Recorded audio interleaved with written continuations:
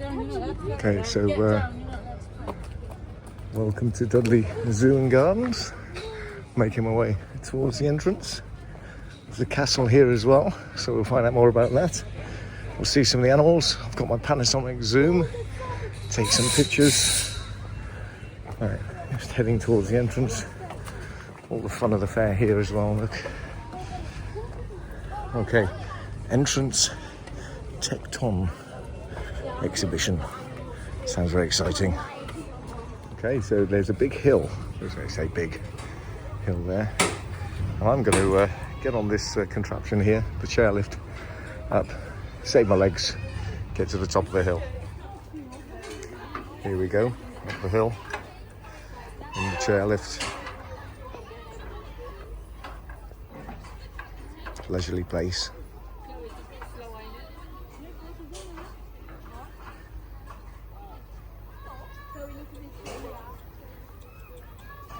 Might have been quicker to walk. Nice and gentle. Part of the entrance fee, so at least didn't have to pay extra.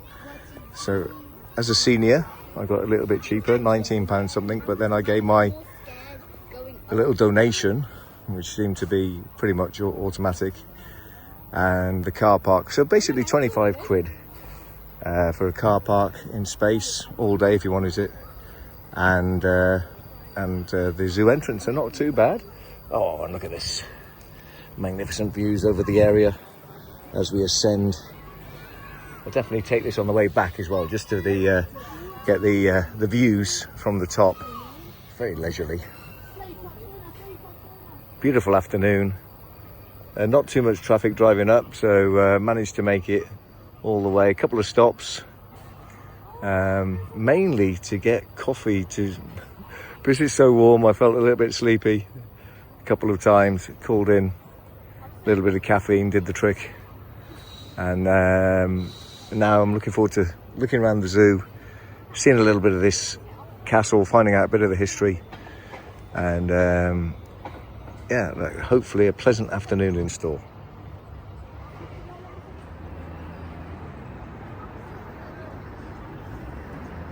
So the lift brings you out onto this metal bridge and up these steps, and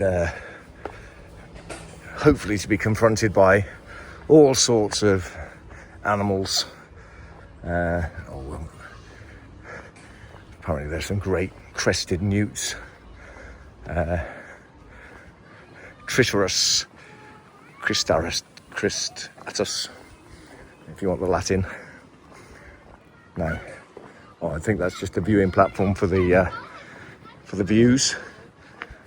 Oh, we've got. Let's go and find out what today's talks. Oh, and there's the castle, the British flag fluttering proudly above, and there's a list of today's talks.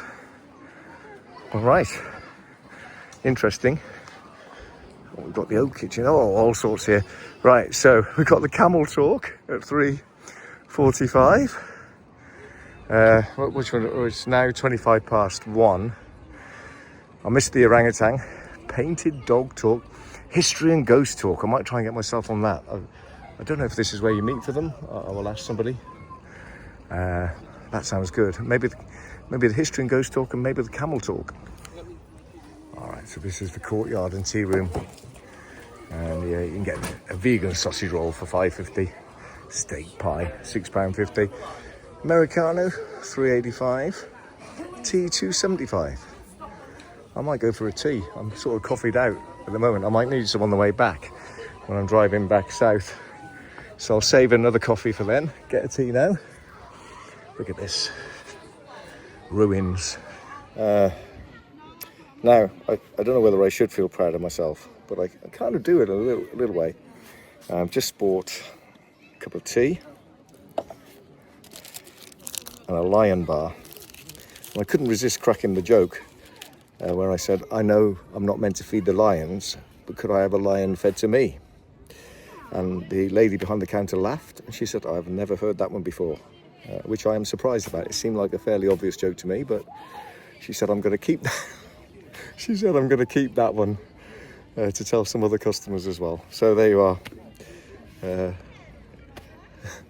One thing to feel good about today. Right, let's see. After gonna have my cup of tea, relax and enjoy the sunshine, and then let's go and see some animals.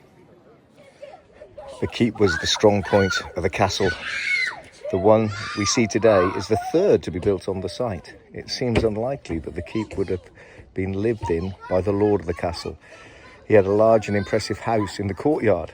However, perhaps his constable lived there, as the current keep would have been a fine house. Oh, look at this.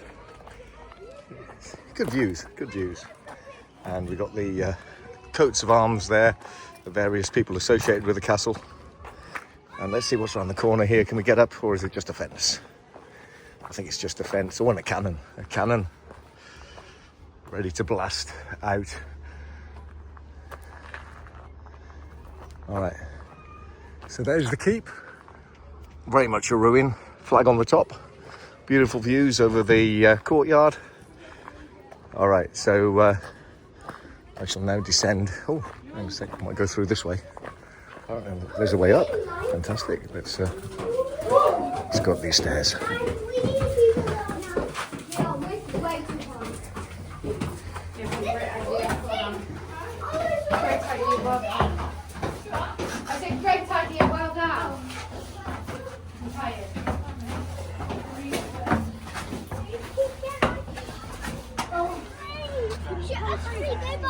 There's the gun, the cannon. There's Dudley. There's the hills in the distance.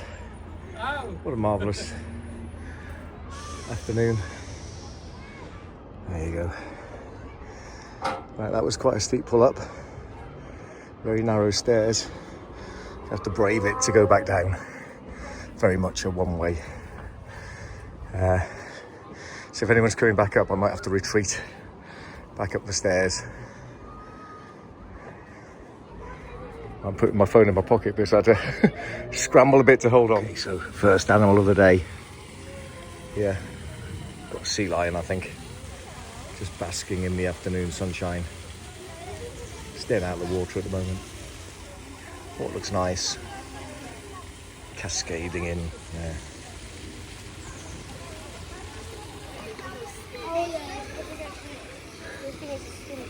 We've got hosepipe bans in some parts of Britain at the moment because it's been a very dry spell. Whether that's here or not, I don't know. We've had a little bit of rain lately. There's just a little bit of greenery coming back to the grass. Anyway, the sea lion enjoying relaxing here on this Friday afternoon. Oh, I can see one. We've got the 1, 2, 3, 4. like mini flamingos. I can see 5, 6, 7. And down here. I can see. Oh, there's some here. Look. Look up there. There's some here. Look. Can you see them over here? It might be easier for him to see it on this one. Lovely. So our first birds of this afternoon in the aviary here. Beautiful. Apparently this is a scarlet ibis. Scarlet ibis. Something. At least we can see one. Not particularly active at the moment, even though it was. Oh, clamber, here's another one. His friend's coming to join it. A little chat. Oh, he's up. Well, doesn't want to talk. Moving on. The other one has had enough. Heading inside. Next up, we've got the black and white ruffed lemur. And there it is. In the sunshine. Just chilling out, looking at the people looking at it. Trying to stare them out. Not going to be intimidated by humans by the looks of it. Good to see an animal standing up for itself. So hidden within the trees, we've got two red pandas. You see them kind of a little bit camouflaged by the leaves. Oh, hang on a sec. Oh, it's doing something. Oh, there you are. Oh, look at that. Magnificent coat. It's good that the red pandas are keeping up with the modern world. They've developed a red panda network. They can liaise, network, as I said, like look out job opportunities, different places to go. So impressive to see there. The pandas really are on the ball, even though and making sure they're getting enough sleep now, because they seem to have kind of like crashed out on the tree after all that little bit of activity. You don't want to overdo it, not in weather like this. Okay, so this looks like it might be the penguin enclosure. Humboldt penguins. Oh yes, there they are, swimming, quite active. Nice to see.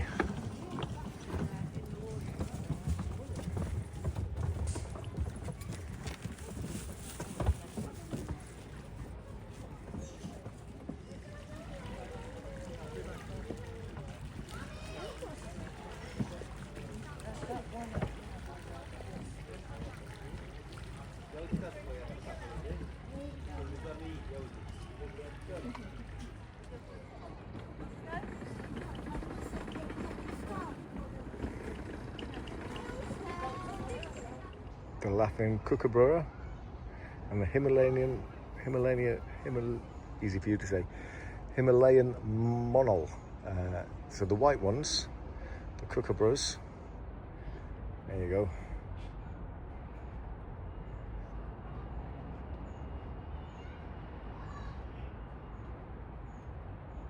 And then there's another one up there. Can I find him? There.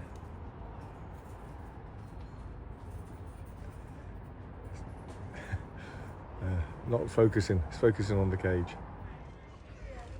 This area seems to have a bit more security, more dangerous animals. We've got the Vul River in, the Arctic fox, the tigers, the armadillo over there. We've got some snow leopards.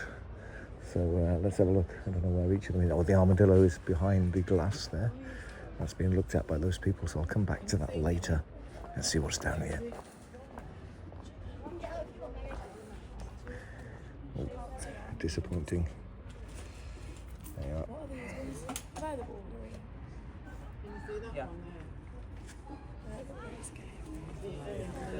Oh, yeah, kind of crashed out.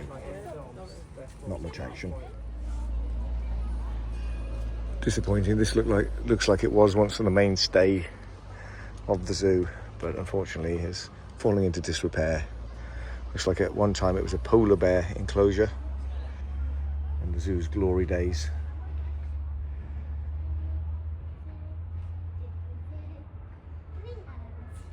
Just housing a butterfly at the moment. Do not touch the glass. Stay safe. As we go to the reptile house. It's warm in here.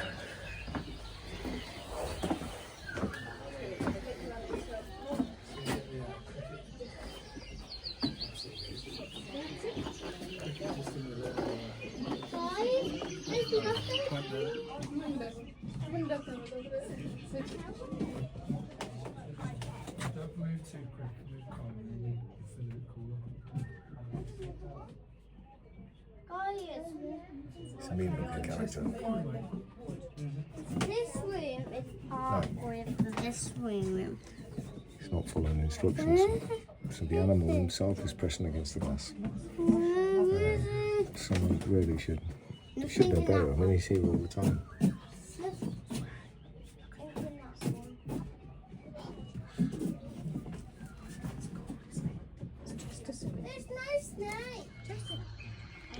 So we've got a green coily one here. It was moving earlier, but there were lots of people around it as it was doing. It seems to have exhausted itself, and there's no. Oh no, there. Look at that. Camouflaged in the plants. You can just see its tongue fluttering there as it attempts to get some insects. Oh, there's some sort of cricket or something. I don't know if that's prey for it or whether it's just hanging out.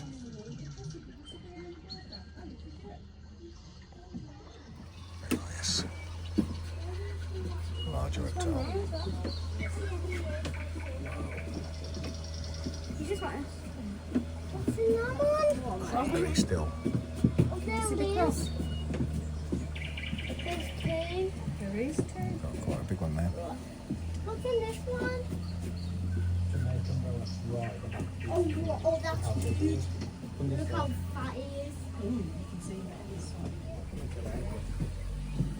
Oh, just look at these crocodiles. Daddy, just look at these crocodiles. Oh, just that. Oh my god. I thought you got 2 eggs. Look. Special offer on this one. 2 for the price of 1. It's like a ship. It's a rhino. Again, not much action. Very, very still.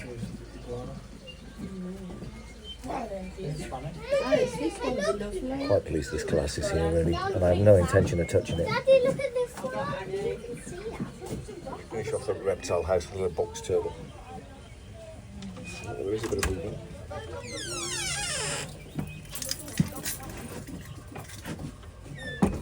All zoos now seem to have meerkats. And this is no exception. Yeah, we should be. Standing up there. There's quite a few of them around. Concentrate on this one for the time being. Alright, and then we've got a couple. Oh, got that one. There, looking at me. A couple over there, looking expectantly. Not meant to feed the animals. And one of them is currently under veterinary care. So get well soon to that one.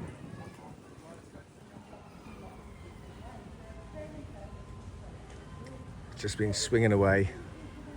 Now I've got the camera out. It's stopped. Maybe catching its breath back. Ready to go again. At least that's what I'm hoping. It's on the rope ladder. Oh, go on. You can do it. No, it's just decided to stop, crash out, chill out. That is unfortunate. And it's looking there. Oh, look here. It's an electric fence, so I won't be touching that. This afternoon, I would like to tell you about traitors, about treason, about trauma, and then we'll recap about our terrible fire tragedy.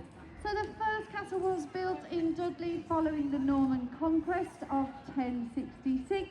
In 1068, the Earls of Mercia, Edwin and Morcar, rebelled against William the Conqueror, and that rebellion failed, resulting in the deaths of the brothers and their lands being confiscated and given to William the Conqueror's best friend, a man called Ansculf de Pickney. Ansculf de Pickney was a French baron who built the first castle here at Dudley to quell any more Mercian rebellion intent. The first part of the castle that you can see here that still remains today is directly in front of me. It is the man-made moat. The best place to see the moat and to see how steep it would have been after you tried to attack the castle mound by coming up the hill is from the other side of the keep. If you look at our moat from Penguin Bay or from opposite by Halbinia Sands, you'll see that it is very, very steep indeed. It is a man-made design. It was hand dug out, and the keep on top of it was a wooden construction. Ley is an Anglo-Saxon word meaning a woody clearing, and Dudley became known as the castle in the woods. Of course, our castle, as I've already told you, was destroyed by fire many, many years later, and a wooden keep is very difficult to defend from fire. So around 100 years later, the second family to inherit the castle, the de Paganel family, began to build in stone. Mountain range, maybe it is cursed, maybe it isn't, but if you look at it, you can see that terrible fire damage. On the 24th of July 1750, the Sharrington Range set on fire and burned for 4 days without anyone coming to attempt to put it out. This is because there were rumours of gunpowder being stored at Dudley Castle, as gunpowder plotters from 1605 had been shot and killed at Holbeach House, which is down in Himley, about 4 miles away. Got some nice flowers here by the Castle gate. Different colours. Very attractively laid out. I'm just going to get an ice cream and then I'm going to head to the Camel talk. Sure, a nice way to finish off the day. I mean, I have missed out a few animals, but it's hot, and some of them I couldn't find. A very pleasant way to spend the afternoon. So you've got to brave the chairlift again, get down, get an ice cream, and then hopefully head to the Camel talk. So it's been well used. This finishes at 4 o'clock. All right, let's get on.